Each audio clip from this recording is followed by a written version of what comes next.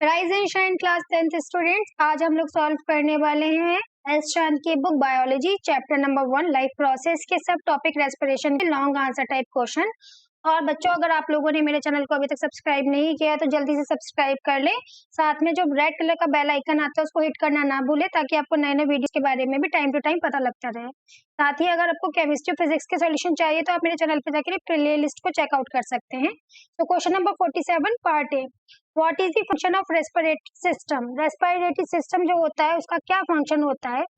तो the function of respiratory system is to breathe in oxygen, is to breathe in oxygen, क्योंकि हमारे body को oxygen की need होती है वाइटल प्रोसेस करवाने के लिए।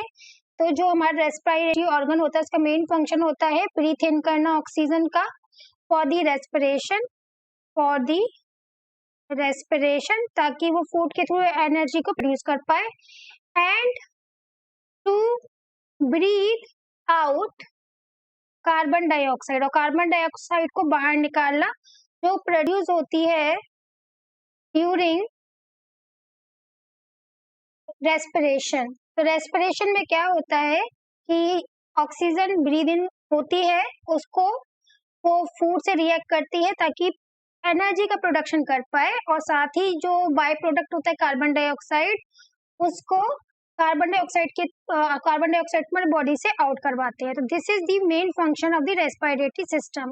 अब भी आता है what are the major organ of respiratory system in man और ह्यूमन। ह्यूमन के अंदर मेन जो आपके रेस्पिरेटरी ऑर्गन्स होते हैं वो हमें बताने। सबसे पहले हमारा नोज होता है, ये इसके थ्रू हमारा जो गैस है एटमॉस्फेयर में एयर है वो हमारे बॉडी के इनसाइड जाता है, जिसमें कि मेनली हमें ऑक्सीजन चाहिए। उसके बाद नोस्ट्रिल से होता हुआ नेसल पैसेज है, इसके थ्रू एयर इनसाइड जाती है। फिर आता है हमारा एयर पाइप, जिसको कि हम बोलते हैं trachea.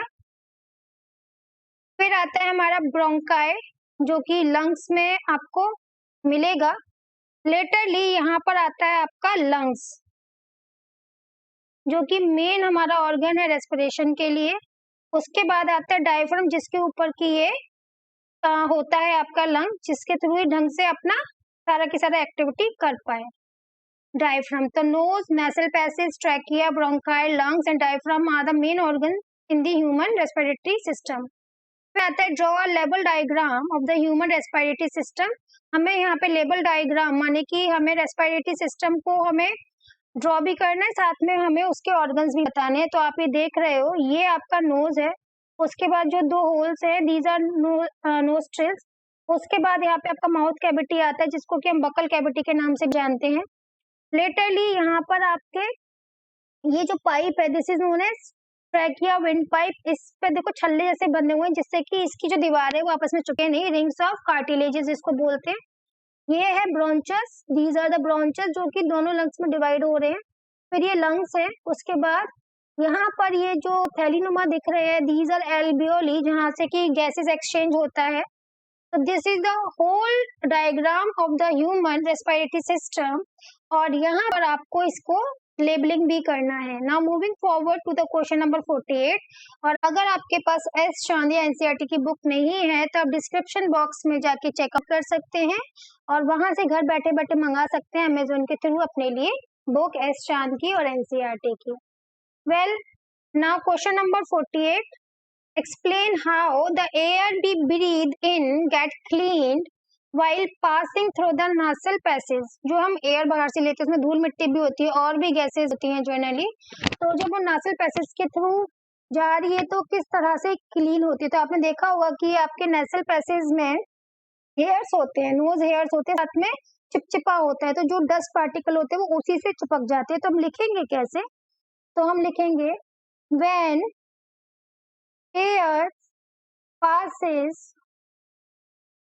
through the nasal passage, जब एयर पास होती है हमारी नोज से, मतलब कि नासल पैसेज से, the dust particles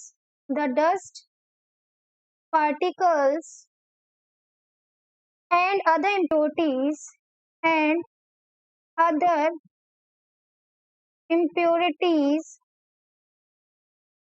present in it are trapped by nasal hair। जो nasal hair होते हैं, नोज के हेयर्स होते हैं, वो उसको ट्रैप कर लेते हैं, उसको नोज में ही रोक लेते हैं, जिसको कि आप लोग शायद चूहा बोलते हैं, जो होता नहीं है, nasal hair। एंड म्यूकस, चिपचिपा जो सब्सटेंस होता है नोज में, that is known as the mucus.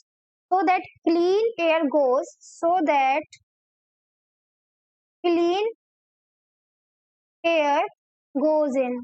तो जो हमारे नोज के हेयर होते हैं और म्यूकस होता है, वो ट्रैप कर लेता है एयर के डस्ट पार्टिकल्स को, अदर इम्प्योरिटीज को, ताकि क्लीन एयर हमारे अंदर तक जाए। फिर यहाँ पे बी पार्ट है, why do the ball of trachea do not collapse when there is a less air in it. तो देखो ये ट्रैकिया है और इसके चारों तरफ के छल्ले हो रहे हैं, जिसको हम कार्टिलेजेस बोलते हैं। तो ये क्या होता है, ये जो आपके कार्टिलेजेस होते हैं, सॉफ्ट बोन्स जो होती है, इसको चिपकने नहीं देती हैं, इसलिए कोलैप्स नहीं होता। तो हम लिखेंगे trachea does not collapse even when there is a no air, because it is supported by rings of soft bones। ये जो सॉफ्ट बोन्स होती हैं, इनको हम क्या बोलते हैं, कार्टिलेजेस। तो लिखेंगे कॉल्ड कार्टिलेज। लेटरली हम सी पर आएंगे इस क्वेश्चन के। How are oxygen and carbon dioxide exchange in our body during respiration. किस तरह से ऑक्सीजन और कार्बन डाइऑक्साइड एक्सचेंज हमारी बॉडी के अंदर होते हैं। तो देखिए यहाँ पर डायग्राम के थ्रू मैं आपको बता सकती हूँ यहाँ पर। तो you can see during the process of breathing, जब हम ब्रीथ करते हैं तो एयर सैक्स और एल्वियोली, जो हमारे लंग्स के अंदर ये छोटे छोटे से पैकेट्स होते हैं, थैलीनुमा होते हैं, इनको हम बोलते हैं एल्वियोली। ये क्या करते हैं, ये छोटे थैलों की तरह होते हैं, get filled with air containing oxygen. ये जो हमने नाक के थ्रू जो एयर ली है, उसमें जो ऑक्सीजन होती है वो इसमें फिल हो जाती है। The alveoli are surrounded by the capillaries carrying blood. ये जो छोटे छोटे थैले होते हैं, सीधे आपकी ब्लड सेल से, छोटी छोटी ब्लड सेल से कनेक्टेड होते हैं। तो capillary carrying blood so that oxygen of air diffuse from alveoli ball into the blood cell. तो जो एयर है वो एल्वियोली से ब्लड सेल तक जाती है, and from where it carry to the all part of the body, और different different body part तक जाती है। As blood passes through the tissue of the body, the oxygen present is diffuse in the cell. तो इस तरह से पूरे में ये ऑक्सीजन का अलग अलग सेल्स में डिफ्यूजन हो जाता है। This oxygen combine with the digested food, और ये जो ऑक्सीजन है जो सेल लेके गई है, वो डाइजेस्टेड फूड के साथ कंबाइन होती है, और वहां पे ऑक्सीडेशन का प्रोसेस होता है माइटोकॉन्ड्रिया में। हर सेल के अंदर माइटोकॉन्ड्रिया होता है। यहाँ पे कार्बन डाइऑक्साइड बनता है और वाटर बनता है, एनर्जी बनती है। अब ये जो कार्बन डाइऑक्साइड है, ये ब्लड सेल से होते हुए दोबारा से एल्वियोली में जाते हैं। तो carbon dioxide is produced as waste product during respiration in the cell of the body tissue which diffuse into blood cell. Then blood carries the carbon dioxide back the lungs where it diffuse through the alveoli to the nose, और वो हमारे atmosphere में दोबारा आ जाती है। अब यहाँ पर आपका 48 का डी आता है, how are lungs designed in human to maximize the exchange of gases। किस तरह से जो ह्यूमन के लंग्स हैं वो डिजाइंड हैं ताकि उसमें मैक्सिमम एक्सचेंज हो पाए गैसेस का। तो अभी मैंने यहाँ पे एल्वियोली के बारे में बात किया था। The human lungs have been designed to maximise the exchange of gases as there are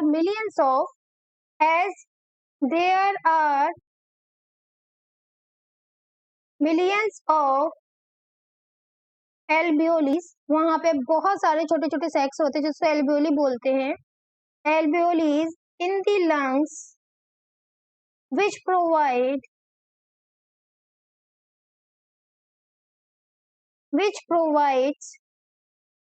a large surface area for the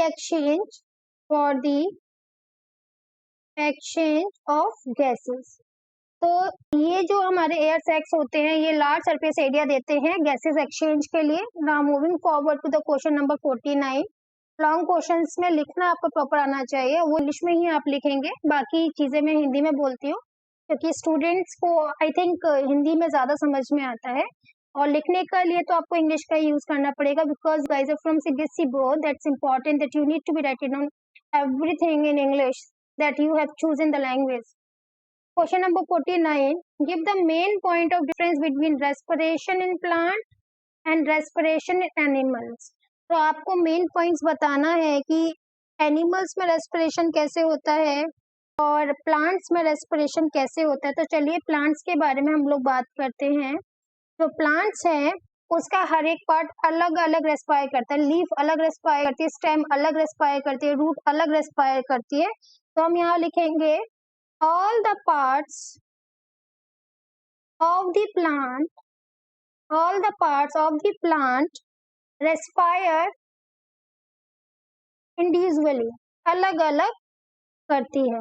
कैसे करती है? इंडिविजुअली करती है। सो दे रेस्पायर इंडिविजुअली, अलग अलग, लाइक स्टेम अलग करेगा, रूट अलग करेगी, लीफ अलग करेगी। जबकि एनिमल्स के अंदर एज सिंगल यूनिट परफॉर्म होता है रेस्पिरेशन का प्रोसेस, पूरा एक होता है, कोई अलग अलग पार्ट नहीं। ऐसा नहीं कि लंग्स अलग रेस्पायर कर रहे हैं या दूसरा बॉडी में अलग से रेस्पिरेशन हो रहा है, ऐसा नहीं है। प्लांट में इंडिविजुअली होता है और एनिमल्स में एक सिंगल यूनिट की तरह होता है। फिर दूसरी बात आती है, during respiration in plant there is a little transport of respiratory gases. बहुत ही कम ट्रांसपोर्टेशन देखा जाता है गैसेस का। There is a little transport of respiratory gases, यहाँ पे बहुत ही कम ट्रांसपोर्टेशन देखा जाता है रेस्पिरेटरी गैसेस का from one part to another. जबकि आपका जो एनिमल्स हैं उसमें सिंगल यूनिट की तरह परफॉर्म कर रहे हैं, तो वहां पे लॉन्ग डिस्टेंस तक मैक्सिमम अमाउंट आपका ट्रेवल करता है गैसेस का। उसके बाद और बात करें, the respiration plant occur eight slow rate, ये काफी स्लो रेट में रेस्पिरेशन यहाँ पर होता है और यहाँ पर एनिमल्स में काफी ज्यादा फास्ट रेट में रेस्पिरेशन देखने के लिए मिलता है।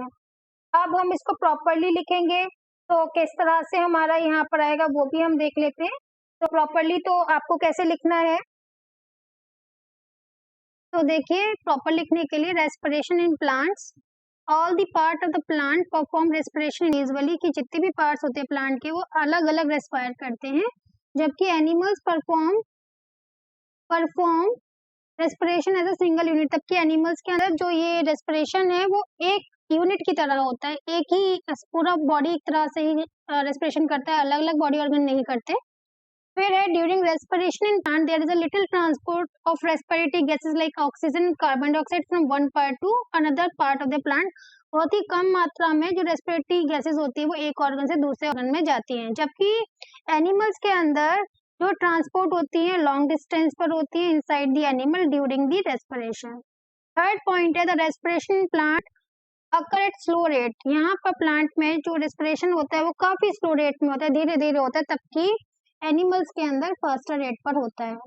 अब यहाँ पे बी पार्ट आता है, describe the exchange of gases which take place in the leaf of a plant during day time and at night time, कि लीव्स के अंदर जो रेस्पिरेशन होता है गैसेस का एक्सचेंज हो रहा है सुबह के वक्त पे कैसा होता है, क्योंकि तब फोटोसिंथेसिस भी हो रहा है, और रात के वक्त पे कैसा हो रहा है, क्योंकि तब सिर्फ रेस्पिरेशन हो रहा है, फोटोसिंथेसिस नहीं हो रहा।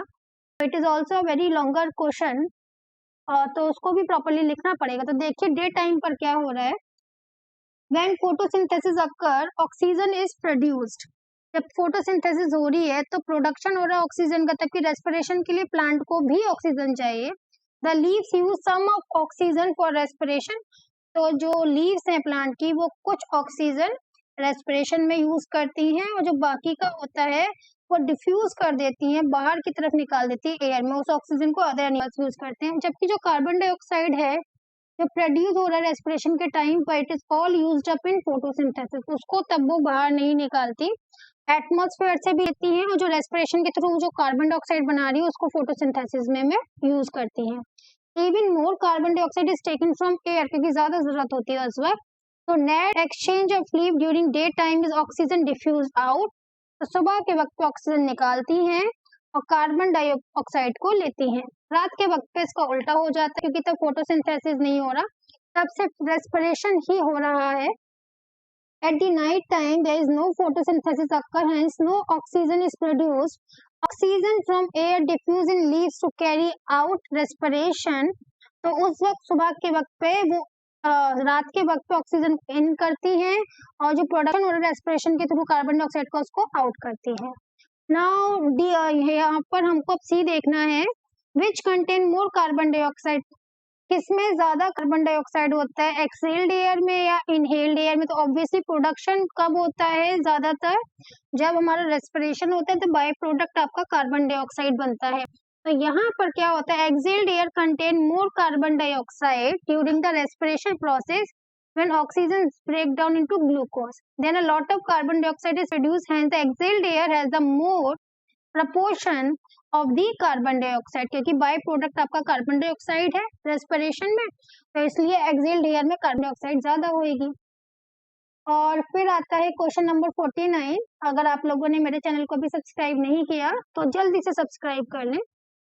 क्वेश्चन नंबर 49 हो गया कंप्लीट। नाउ क्वेश्चन नंबर 50 ए पार्ट है क्वेश्चन नंबर 50 का, respiration is a vital function of body, justify this statement. ये कहना चाह रहे हैं कि रेस्पिरेशन बहुत ही जरूरी है हमारी बॉडी के लिए। क्यों? देखो, बिना रेस्पिरेशन के ऑक्सीजन नहीं मिलेगी, ऑक्सीजन नहीं मिलेगी तो जो हमारा एनर्जी का रिक्वायरमेंट है वो पूरा नहीं हो पाएगा। लिखेंगे कैसे इसको, respiration is a vital function of body as it provide energy, as it provide energy. ये हमें क्या प्रोवाइड करती है, हमको एनर्जी प्रोवाइड करती है for carrying out, for carrying out all the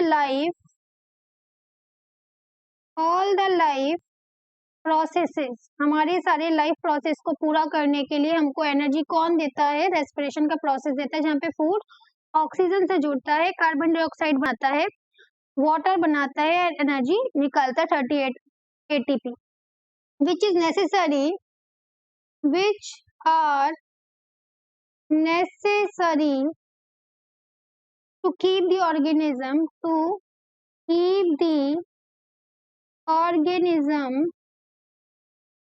alive। अभी आता है इसमें, what is the main difference between aerobic respiration and anaerobic respiration. तो हमें एरोबिक रेस्पिरेशन में बताना है और एनारोबिक में बताना है डिफरेंस।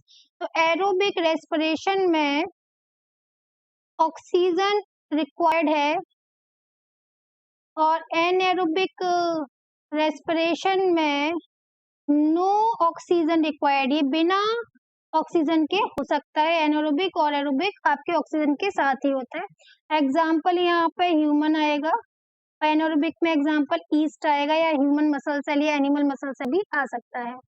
अब इसके बाद मेन रीजन आपने मेन डिफरेंस दे दिया, इसके अलावा और भी दे सकते हैं कि यहाँ पर कंप्लीट ब्रेकडाउन होता है इसका फूड का, एनारोबिक में पार्शियल ब्रेकडाउन होता है, इसमें लॉट ऑफ एनर्जी माने 38 ATP एनर्जी का एनर्जी निकलती है, इसमें सिर्फ 2 ATP एनर्जी ही निकलती है। तो इस तरह के डिफरेंसेस भी आप दे सकते हैं। फिर पूछा है what type of respiration take place in yeast. तो यहाँ पे एनएरोबिक रेस्पिरेशन होता है जहाँ पे ऑक्सीजन की कोई जरूरत नहीं होती, तो ईस्ट बिना ऑक्सीजन के भी जिंदा रह सकता है। ह्यूमन के अंदर एरोबिक रेस्पिरेशन होता है और जब बहुत ज्यादा विगरस एक्सरसाइज ह्यूमन कर लेता है तो उसकी मसल सेल में एनारोबिक रेस्पिरेशन देखने के लिए मिलता है, लेकिन वो बहुत कम होता है विगरस एक्सरसाइज करे तभी, इसलिए ह्यूमंस के अंदर भी एरोबिक रेस्पिरेशन ही होता है। नाउ क्वेश्चन नंबर 51, ये लास्ट क्वेश्चन है आज के, लास्ट क्वेश्चन है लॉन्ग का, इसके बाद हम लोग एमसीक्यू भी इसी वीडियो में करने वाले हैं। Why is diffusion insufficient to meet the oxygen requirement of large multicellular organism like human? Generally जहाँ अमीबा में पूरा रेस्पिरेशन डिफ्यूजन के थ्रू हो जाता है, लेकिन जो लार्ज मल्टीसेलुलर ऑर्गेनिज्म होते हैं उसमें डिफ्यूजन की वजह से क्यों नहीं हो पाता है, तो ये हमें यहाँ पे आंसर बताना है। तो इसका आंसर है because the volume of the body, because the volume of body like human, multicellular organism जैसे ह्यूमन वगैरह हो गए, इनकी जो बॉडी है they have so big, the volume of the body like human is so big, काफी बड़ा है। So what is going to be happen, so big that the oxygen, so that the oxygen cannot diffuse, cannot diffuse into all the cell, into all the cells of human body, the human body quickly. तो diffusion के through पूरी body में quickly नहीं फैल पाएगा and oxygen will have to travel and oxygen will have to travel long distance. तो diffusion short distance तक ही होता है, लॉन्ग डिस्टेंस पे नहीं हो पाता है. ऑक्सीजन को लॉन्ग डिस्टेंस तक जाना होता है टू रीच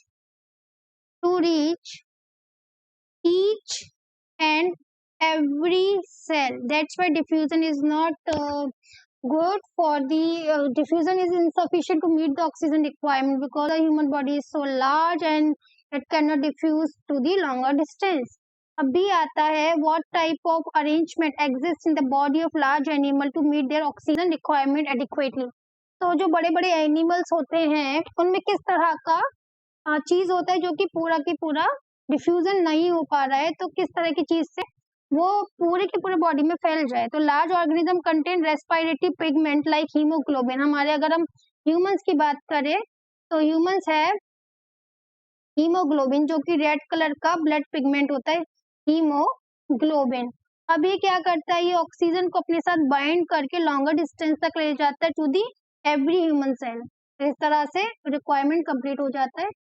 सी पार्ट है what advantage a terrestrial animal have over aquatic animal with regard to obtaining oxygen from respiration. जो जमीन पे रहने वाले एनिमल हैं उनमें किस तरह का एडवांटेज है rather than aquatic animal for the respiration. So the terrestrial animal have advantage over an aquatic animal in regard to obtain oxygen for respiration that is surrounding by oxygen. क्योंकि हमारी surrounding क्या होता है, oxygen से है पूरा. that is surrounded by oxygen rich atmosphere. सबकी पानी के अंदर डिजोल्व ऑक्सीजन होता है पर वो इतना ज्यादा डिजोल्व नहीं हो पाता. From where it can take any amount of oxygen. It can take any amount of oxygen. तो यहाँ पर आपके लॉन्ग क्वेश्चन खत्म हो जाते हैं रेस्पिरेशन के. अब हम मल्टीपल चॉइस क्वेश्चंस पे आते हैं. और अगर आपने शॉर्ट, वेरी शॉर्ट और लॉन्ग अगर आपने देखे हैं तो आप मल्टीपल चॉइस बड़े ही आराम से सॉल्व कर पाएंगे. पहला है which of the following is not produce during anaerobic respiration. तो एनारोबिक रेस्पिरेशन में क्या प्रोडक्शन नहीं होता है, यूनिसेलुलर फंगस के अंदर. देखिए इथेनॉल तो होता है, एल्कोहल होता है, कार्बन डाइऑक्साइड भी कभी होता है कभी नहीं होता है, एटीपी तो होता ही है, लेकिन वाटर का प्रोडक्शन नहीं होता. तो ऑप्शन बी यहाँ पे ठीक होने वाला है. 53 one of the following organism can live without oxygen. इसमें से कौन सा ऐसा ऑर्गेनिज्म है जो बिना ऑक्सीजन के रह सकता है, जो एनएरोबिक रेस्पिरेशन करता है वो रह सकता है. अमीबा एरोबिक करता है, याक एरोबिक करता है, ईस्ट आपका एनएरोबिक करता है. ऑप्शन सी ठीक होने वाला है. 54 है during respiration the exchange of gases take place in. Respiration में लंग्स के अंदर कौन सी जगह पर एक्सचेंज होता है गैसेस का, तो दिस इज एल्बियोली. तो यहाँ पे 54 का बी वाला आंसर ठीक होने वाला है, एल्बियोली जो थैलीनुमा होते हैं. 55 है in one of the following organism the gases exchange during respiration does not take place through the cell membrane. ये जो चार ऑप्शन है इनमें से कौन सा एनिमल है जिसमें सेल मेम्ब्रेन या स्किन के थ्रू रेस्पिरेशन नहीं होता. तो इलेक्ट्रिक ईल हमको यहाँ पे दे रखा है. तो जो इलेक्ट्रिक ईल है वो ज्यादातर जो रेस्पिरेशन करता है वो अपने मुंह के 80% जो रेस्पिरेशन है मुंह के थ्रू करता है, बाकी इसमें गिल्स भी होते हैं. तो इलेक्ट्रिकल ईल इसका आंसर आएगा क्योंकि अर्थवर्म हुआ, अमीबा हुआ, रीच हुआ, ये अपनी स्किन या सेल मेम्ब्रेन के थ्रू ही रेस्पिरेशन करते हैं. तो आंसर आएगा इलेक्ट्रिकल ईल. 56 है which of the following is correct in the process of anaerobic respiration. Carbon dioxide is always produce a lot of energy released. तो carbon dioxide is always produced, क्या ये होगा? इसमें दे रखा है आपको नो, और आपको इसमें दे रखा है lot of energy released. Yes, तो लॉट ऑफ एनर्जी नहीं होती, 2 ATP होती है. तो सी या डी में से कोई, बी या सी में से कोई हो सकता है. और जो कार्बन डाइऑक्साइड है वो कभी कभी प्रोड्यूस होती है, कभी कभी नहीं होती है. तो ऑलवेज प्रोड्यूस तो नहीं है, तो ऑप्शन बी यहाँ पे ठीक आएगा, क्योंकि यहाँ पे ऑलवेज प्रोड्यूस दे रखा है और लॉट ऑफ एनर्जी नहीं होती, सिर्फ 2 एटीपी होती है, तो ऑप्शन बी आपका ठीक होने वाला है। Now moving forward to the question number 57, do not forget to subscribe my channel. So question number 57, which of the following increases in muscle cell when they are lacking in oxygen? जब भी human cell होता है या फिर कोई animal cell होता है, जब बिगरेस एक्सरसाइज करते हैं तो बहुत सारी ऑक्सीजन यूज हो जाती है। उस केस में एरोबिक रेस्पिरेशन नहीं होता, मसल सेल में होता है एनारोबिक रेस्पिरेशन, जिसमें कि लैक्टिक एसिड का प्रोडक्शन होता है। तो ऑप्शन सी आएगा कि लैक्टिक एसिड इंक्रीज होने लगता है, जिससे कि मसल क्रैम्प हमें महसूस होता है। क्वेश्चन नंबर 58 है, इंटरनल रेस्पिरेशन में be defined as. Internal respiration को हम क्या किस तरह से डिफाइन कर सकते हैं? तो यहाँ पे पहला है breathing in and releasing of oxygen in tissue. No, breathing in oxygen होना चाहिए था। फिर बोल रहा था oxidation of food substance to release energy. Obviously खाना ऑक्सीजन से जोड़ता है, जिसको ऑक्सीडेशन कहते हैं, और रिलीज होता है ऑक्सीजन एनर्जी का, तो ऑप्शन बी यहाँ होने वाला है। 59 है, When air is blown from mouth into the test tube, जब हम हवा को अपने मुंह से हवा को टेस्ट ट्यूब में डालते हैं तो जो लाइम वाटर ट्रांसपेरेंट होता है, लाइम वाटर, वो लाइम वाटर मिल्की हो जाता है। तो ये कार्बन डाइऑक्साइड का टेस्ट है, जहाँ पे लाइम वाटर मिल्की हो रहा है, तो हम अपने मुंह से कार्बन डाइऑक्साइड को ब्लोन आउट करते हैं। 60 है, which of the following is correct sequence of the air passes during inhalation. जब हम एयर को इनहेल करते हैं तो वो अंदर तक की तरह से जाती है। नोस्ट्रिल, हाँ नोस्ट्रिल सबसे पहले आता है, फिर लाइनेक्स नहीं, नोस्ट्रिल के बाद फाइनेक्स में जाती है। तो देखते हैं, नोस्ट्रिल के बाद ट्रैके दे दिया है, लाइनेक्स तो है ही नहीं यहाँ पर, तो डी ऑप्शन है, नोस्ट्रिल के बाद फाइनेक्स में जाती है, फिर लाइनेक्स में जाती है, फिर ट्रैकिया में जाती है, फिर एल्वियोली में जाती है। 61 है, lack of oxygen in muscle often lead to cramp in the lack of the sprinter. जो स्पिंटर्स होते हैं, एथलीट्स होते हैं, वो बिगरेस एक्सरसाइज करते हैं, जिसकी वजह से उनके ऑक्सीजन की कमी हो जाती है, मसल में क्रैम्प महसूस होने लगता है। किसकी वजह से? क्योंकि पायरूवेट है वो लैक्टिक एसिड में कन्वर्ट होता है, ये हमने अभी ऊपर भी डिस्कशन किया है। तो लैक्टिक एसिड की वजह से उनको क्रैम्प्स का सामना करना पड़ता है, दर्द होता है काफी। Now question number 62, during the deficiency oxygen in the tissue of human being, जो डिफिशियंसी हो रही है ऑक्सीजन की ह्यूमन बीइंग्स में, pyruvic acid is converted into lactic acid. तो लैक्टिक एसिड कहाँ बनता है? आंसर है साइटोप्लाज्म में लैक्टिक एसिड बनता है। माइटोकॉन्ड्रिया में तो प्रॉपर होता है कार्बन डाइऑक्साइड प्लस वाटर, और जबकि क्लोरोप्लास्ट और जो गोल्जी बॉडीज हैं ये आपके जनरली प्लांट के पार्ट्स हैं। 63, which of the following statement are correct?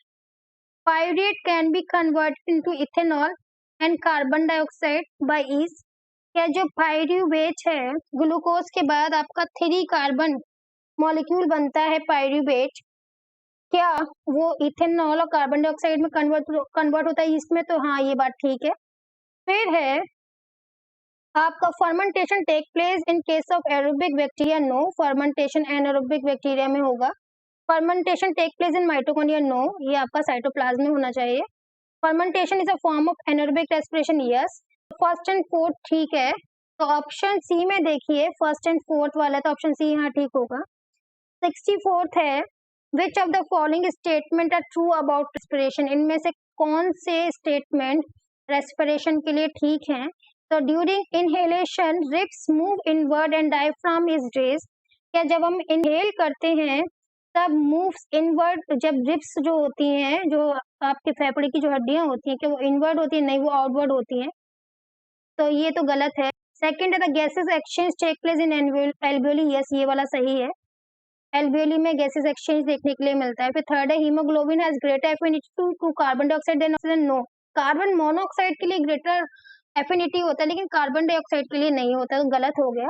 Alveoli increase surface area for the exchange of gas. Yes, alveoli ज्यादा सरफेस एरिया देता है एक्सचेंज ऑफ गैस के लिए, तो ऑप्शन डी, जिसमें कि सेकंड एंड फोर्थ सही दे रखे हैं। अब आता है question number 65, which of the following is known as the energy currency of cell in biology. आपने देखा कि जितनी भी एनर्जी वो एटीपी के फॉर्म में ही जनरेट होती है, एडिनोसिन ट्राइफॉस्फेट, तो यहाँ पे एटीपी सही होगा। 66 है, the two organism which breathe only through their moist skin. तो मॉइस्ट स्किन के थ्रू कौन कौन ब्रीथ करता है, फिश करती है गिल्स के थ्रू, फ्रॉग नहीं करते। यहाँ पे सी दे रखा है आपका लीच एंड अर्थवॉर्म। तो जो अर्थवॉर्म है वो भी अपने स्किन के थ्रू करता है और जो लीच है वो भी स्किन के थ्रू ही करता है। फिर 67 one of the following animal does not use trachea as the respiratory organ. The animal is, इसमें से कौन सा एनिमल ट्रैकिया का यूज नहीं करता रेस्पिरेशन के लिए? तो प्रोन आएगा क्योंकि प्रोन गिल्स का यूज करता है। उसके बाद आता है 68 the photosynthesis in plant not taking during the day time if the plant is releasing. इसमें से प्लांट क्या रिलीज कर रहा होगा? तो फोटोसिंथेसिस का प्रोसेस नहीं होगा इवन डे टाइम। तो कार्बन डाइऑक्साइड को उसको लेना पड़ेगा, अगर वो रिलीज कर रहा है तो कर ही नहीं पाएगा फोटोसिंथेसिस। तो कार्बन डाइऑक्साइड इसका सही आंसर आने वाला है। फिर 69 है the breathing and respiration in the body stem of plant take place through. तो जो रेस्पिरेशन होता है आपका बॉडी स्टेम में वो किसके थ्रू होता है? रूट हेयर्स के थ्रू होता है या लेंटिकल्स के थ्रू होता है? तो रूट हेयर के थ्रू तो हर्बिशियस प्लांट्स में होता है, यहाँ पे लेंटिकल्स के थ्रू होता है बॉडी स्टेम में। Now question number 70 one of the following organism does not depend on simple diffusion of gases. में से कौन सा organism simple diffusion of gases के थ्रू ब्रीथ नहीं करता? अमीबा सिंगल सेल है तो सिंपल डिफ्यूजन के थ्रू ही ब्रीथ करता है। प्रोन गिल्स के थ्रू करता है तो यहाँ पे सिंपल डिफ्यूजन नहीं देखा जाता, तो प्रोन इसका सही आंसर होगा। 71 during marathon we sometime get painful contraction of leg muscle due to the accumulation of the one of the leg muscle. This is, जब हम बिगरस एक्सरसाइज कर रहे हैं, भाग रहे हैं, मैराथन में भाग रहे हैं, तो ऑब्वियसली ऑक्सीजन की कमी हो जाएगी, मसल्स के अंदर लैक्टिक एसिड का प्रोडक्शन होगा। तो डी ऑप्शन आपका ठीक आने वाला है। अब चारों ऑप्शन पढ़िएगा बीइंग अ स्टूडेंट, मैं आपको यहाँ पे सही बता रही हूँ क्योंकि कम टाइम कंज्यूम होता है ऐसे वीडियो में। तो 72 है in cockroaches air enter the body through. जो कॉकरोच होते हैं बड़े ही गंदे लगते हैं मुझे, आपको पता नहीं कैसे लगता है, आप कमेंट बॉक्स में बता सकते हैं। वो किसके थ्रू एयर उसके बॉडी के अंदर एंटर होता है? लंग्स के थ्रू नहीं होता ही नहीं, उसमें गिल्स भी नहीं होता। स्पाइरेकल्स के थ्रू, जो इनके कॉकरोच के ऐसे एंटीना टाइप के होते हैं, स्पाइरेकल्स के थ्रू एंटर होता है। जैसे मेरी नाक होती है ऐसे उनके स्पाइरेकल्स होते हैं। 73 है, लास्ट है यहाँ पर। और आप मेरे वीडियो को लाइक करना और चैनल को सब्सक्राइब करना बिल्कुल भी मत भूलिएगा। अगर आपके पास एनसीईआरटी या चांद की बुक नहीं है तो आप डिस्क्रिप्शन बॉक्स में जाकर लिंक चेकआउट कर सकते हैं। अमेजोन पे जाके डायरेक्टली अपने लिए घर पे बैठे बैठे मंगा सकते हैं अच्छे खासे परसेंटेज ऑफ में books. Which of the following is most likely to have a much higher breathing rate? Man में, फिश में, डॉग में, स्पाइरो में, किसमें सबसे ज्यादा ब्रीदिंग रेट हाई होगा? जनरली मैन, डॉग और स्पाइरो। आपके मैन और डॉग वो टेरेस्ट्रियल है, स्पाइरो आपका एरियल है, फिश आपकी एक्वेटिक एनिमल है। तो ये डिजोल्व ऑक्सीजन लेती है। डिजोल्व ऑक्सीजन में क्या होता है? कम ऑक्सीजन बॉडी को मिल पाती है, तो ज्यादा ऑक्सीजन लेने के लिए ब्रीदिंग रेट भी हाई होगा। तो फिश इसका सही आंसर होने वाला है। Bye bye.